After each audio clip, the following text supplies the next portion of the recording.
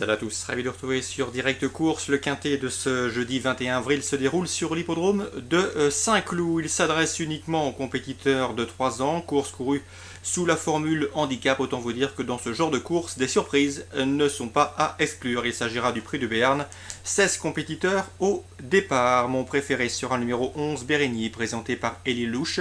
Le cheval s'est classé bon deuxième pour sa rentrée sur ce parcours. Il a prouvé qu'il était compétitif dans les lots de cet acabit. Selon moi, c'est une des meilleures bases possibles. On lui posera le numéro 6, Quartz, qui a bien fini pour remporter le 11 mars une belle épreuve. Il a été remonté de 9 livres suite à ce succès, mais il est en progrès et logiquement, il devrait confirmer. Ensuite, le numéro 4, à savoir Eros de la Luna, présenté par Henri-Alex Pantal, une écurie en pleine forme, confiée pour l'occasion à Maxime Guyon. Ce cheval revient sur plus court, sur 2100 mètres, distance sur laquelle il s'est imposé à Angers le mois dernier. Ensuite, le numéro 7, Rêve du printemps, irréprochable depuis le début de l'année, sur l'hippodrome de Marseille-Borelli.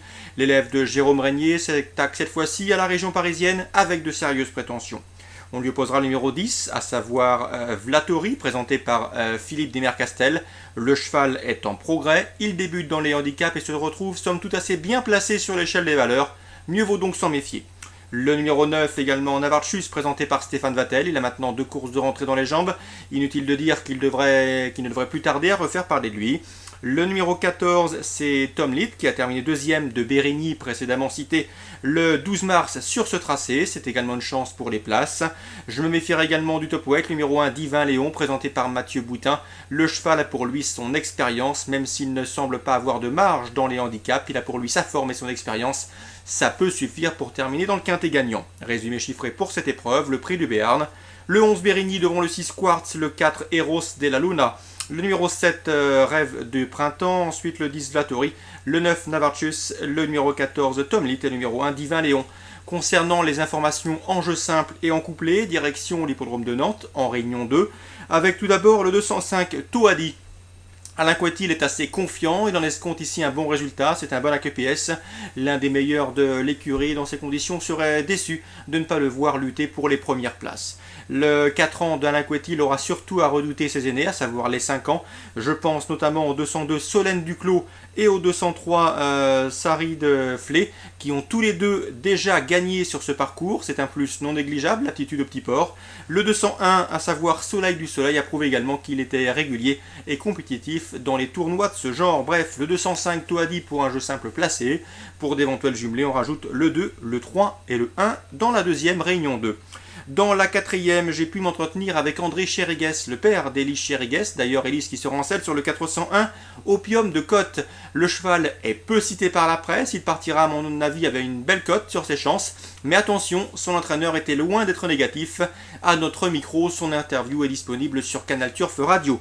Donc le 401 Opium de Côte pour les amateurs d'outsiders valable. Ce n'est pas une base de jeu intégrale, mais un coup de poker amusant à tenter en jeu simple. Ensuite, dans la cinquième, course réservée aux inédits.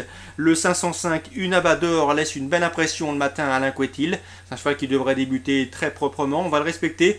Mais a priori, il est capable de très bien faire d'emblée. Il ne faudrait pas être surpris de le voir s'imposer dès ses débuts. Pas mal d'interrogations dans cette épreuve. Je me méfierais surtout du 507, à savoir le fils de Capros. Il est bien né, l'un des mieux nés de cette compétition.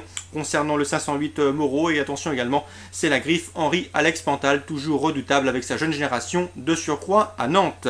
Donc dans la cinquième, course très ouverte avec ses inédits. Je tenterai le 505 pour un jeu simple, pourquoi pas gagnant placé, et un jeu de couverture avec le 7 et le 8 en couplet. On termine par la sixième. Comme vous le savez sans doute, j'ai pu m'entretenir avec Loïc Edon en début de semaine, qui avait des partants tout au long de la semaine dans l'Ouest. Il présente le 602 Major de Luz. Le cheval se plaît tout particulièrement sur l'hippodrome de Nantes, tracé d'ailleurs ici sur lequel il a déjà gagné. Dans l'entourage, on est assez confiant. En tout cas, on serait déçu de ne pas terminer sur le podium. Méfiance également avec son compagnon de couleur et compagnon d'entraînement, le 603 Sprint de l'Aube. Le cheval débute dans les réclamés, ce n'est pas pour faire de la figuration. Il reste sur des résultats en demi-teinte, mais il ne faudrait pas être surpris lui aussi, il est capable de faire l'arrivée dans ce genre de lot. Donc 602, 603, les compagnes d'entraînement, pas hors d'affaire pour un bon classement dans cette épreuve. Avis aux amateurs de combinaisons élargies, que ce soit en trio ou autre. Donc course et ciblée à Nantes, 2e, 4e, 5e et 6e.